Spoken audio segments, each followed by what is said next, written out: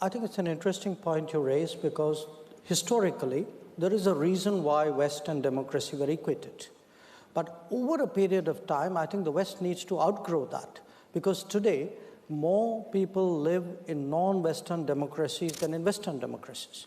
So, still, we are all creatures of habit. So we use shorthand formulations even if they are anachronistic. So I take your point, but I think part of Westlessness is a kind of, the West has to understand this larger rebalance, as I said, the rebalancing. The fact that even democracy today, there are people in other continents who own it and claim it as strongly as people in Europe or North America do. I think No, I'm part of the East, I'm part of the South, I'm part of the West, I'm universal. I'm India. The senator's last comment, I think, hit the nail on the head.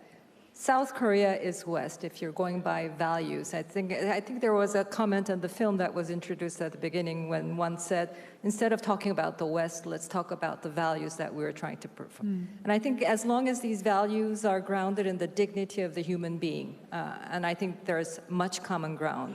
And but it's also important to remember that we also need to talk to those who don't share our values.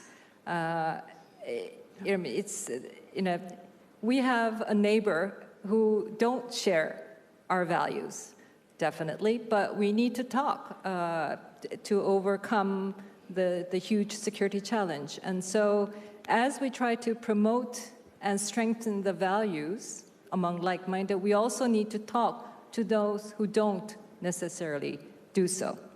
This is a really good question, I think.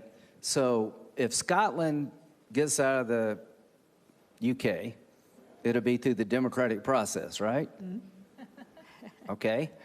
Crimea was annexed with a Russian tank in front of your door is probably not a good way to vote.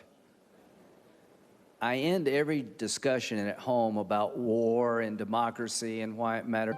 You got China who's trying to shut down everything close to democracy. In India, you're moving forward. You're having elections. You got your problems like we do at home.